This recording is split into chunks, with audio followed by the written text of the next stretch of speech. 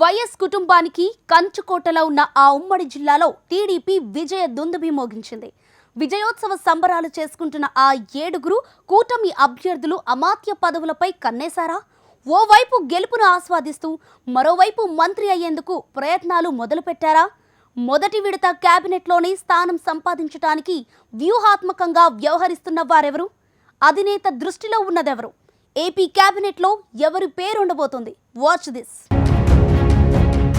మాజీ సీఎం జగన్ సొంత జిల్లా అయిన ఉమ్మడి కడపలో సైకిల్ పార్టీ దూసుకుపోయింది. వైఎస్ కుటుంబానికి కంచుకోటలో ఉన్న ఆ జిల్లాలో టీడీపీ విజయ దుందుభి మోగించింది. ఏకంగా 7గురు కూటమి అభ్యర్థులు ఎమ్మెల్యేలుగా గెలిచారు. వీరంతా ఓవైపు విజయోత్సవ సంబరాలు చేసుకుంటూనే మరోవైపు అమాత్య పదవులపై కన్నేశారట. మొదటి విడత కేబినెట్లోనే స్థానం సంపాదించేందుకు వ్యూహాలు రచిస్తున్నారట. అధినేత దృష్టిలో పడేందుకు తెగ ఆరాటపడుతున్నారట. పోటీలో సీనియర్ శాసనసభ్యుడైన నంద్యాల వరదరాజులు రెడ్డి, బీజేపీ నుంచి గెలిచిన మాజీ మంత్రి ఆదినారాయణ రెడ్డి, మాజీ టీటీడీ బోర్డు చైర్మన్ పుట్టా సుధాకర్ యాదవ్, కడప ఎమ్మెల్యేగా గెలిచిన మాధవిరెడ్డిలు ఉన్నారట. పదవి కోసం గట్టిగానే పోటీ పడుతున్నారట. అయితే పార్టీ అధినేత చంద్రబాబు మదిలో ఏముందనే చర్చ మాత్రం జోరుగా సాగుతోంది. ప్రతిష్టాత్మకంగా సాగిన 2024 ఎన్నికల్లో రాష్ట్ర వ్యాప్తంగా ఊహించని ఫలితాలే వచ్చాయి. ఇక ఉమ్మడి కడప జిల్లాలోనూ అదే సీన్ కనిపించింది. వైఎస్ కుటుంబానికి కంచుకోటలా కొనసాగుతూ వచ్చిన ఈ జిల్లాలో ఎన్నికల ఫలితాలు ఎవరూ ఊహించని విధంగా వైసీపీకి షాకిచ్చాయి. జిల్లాలో కూటమి అభ్యర్థులు 7గురు ఘన విజయం సాధించారు. దీంతో వైఎస్సార్ పార్టీకి కేవలం 3 స్థానాలు మాత్రమే దక్కాయి. 5 ఏళ్ల వైఎస్సార్ ప్రభుత్వానికి వ్యతిరేకంగా ఎదురొడ్డి నిలిచిన కూటమి అభ్యర్థులకు మెజారిటీ స్థానాలు లభించాయి. జమ్మలమడుగు నుంచి బీజేపీ అభ్యర్థి ఆదినారాయణ రెడ్డి ఘన విజయం సాధించారు. ఆయన గతంలో చంద్రబాబు కేబినెట్లో మంత్రిగా కూడా పనిచేశారు. అంతేకాదు లోకేష్తో కూడా సన్నిహిత పరిచయాలు ఉన్నాయి.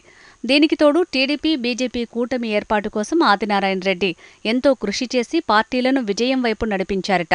దీంతో పొత్తులో భాగంగా బీజేపీకి కేటాయించే మంత్రి పదవుల్లో ఆయన ఉండబోతున్నారని టాక్ వినిపిస్తోంది. ఈయన కార్యదక్షత, జగన్తో పోరాడిన తీరు తదితర పరిస్థితులు ఆయనకు మంత్రి పదవి తెచ్చిపెట్టే అనుకూల అంశాలుగా ఉన్నాయని విశ్లేషకుల మాట. ఇకపోతే ప్రొద్దుటూరు ఎమ్మెల్యేగా ఎన్నికైన నంద్యాల వరదరాజుల రెడ్డి సీనియర్గా చెప్పుకోవచ్చు. గతంలో కడప జిల్లాలో అన్ని నియోజకవర్గాల నుంచి ఎన్నికైన అభ్యర్థులు దాదాపుగా మంత్రులయ్యారు. కేవలం ప్రొద్దుటూరు నుంచి ఎన్నికైన ఎమ్మెల్యేలెవరూ ఇప్పటివరకు మంత్రులు కాలేకపోయారు. దివంగత ముఖ్యమంత్రి డాక్టర్ వైఎస్ రాజశేఖర రెడ్డి ప్రభుత్వంలో వరదరాజులు రెడ్డికి ఆ అవకాశం వచ్చినా జగన్మోహన్ రెడ్డి అడ్డుపడి ఆయనకు మంత్రి పదవి రాకుండా చేశారనే ప్రచారం ఉంది.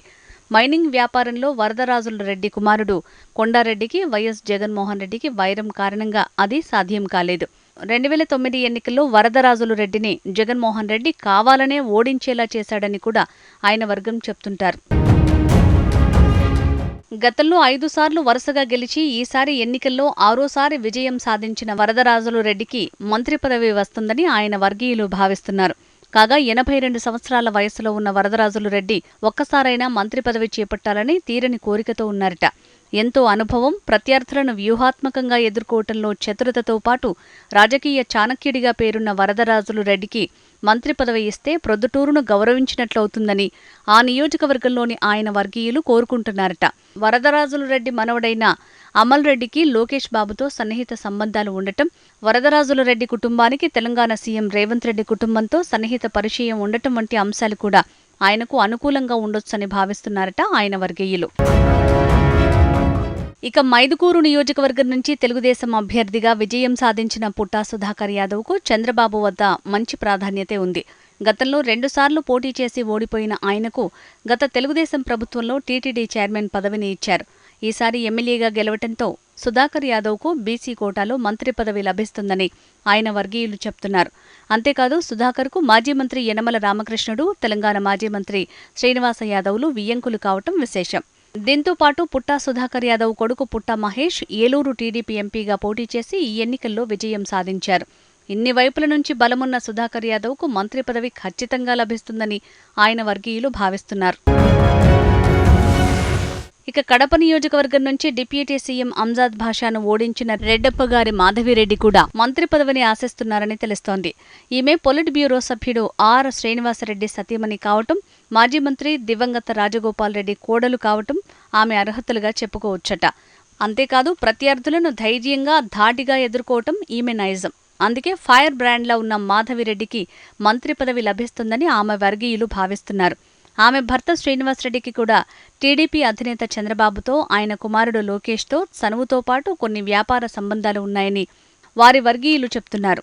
ఈ నేపథ్యంలో వయసు రీత్యా పెద్దవాడైన వరదరాజులు రెడ్డికి కొంతకాలమైనా మంత్రి పదవి దక్కుతుందని ఆయన వర్గీయులు, డాషింగ్ విమెన్గా పేరు పొందిన మాధవిరెడ్డి మంత్రి కాబోతోందని ఆమె వర్గీయులు, చంద్రబాబుతో పాటు ఆయన కోటరీతో సన్నిహిత సంబంధాలున్న సుధాకర్ యాదవ్కు మంత్రి పదవి వస్తుందని ఆయన అనుచరులు చెప్పుకుంటున్నారట.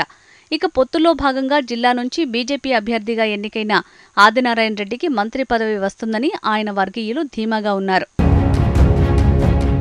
ఇలా ఎవరికి వారు మంత్రి పదవి కోసం ప్రయత్నాలు చేస్తున్నారు. జిల్లాలో అమాత్యులయ్యేది తమ నాయకులంటే తమ నాయకులంటూ వారి వారి వర్గీయులు ధీమాగా ఉన్నారు.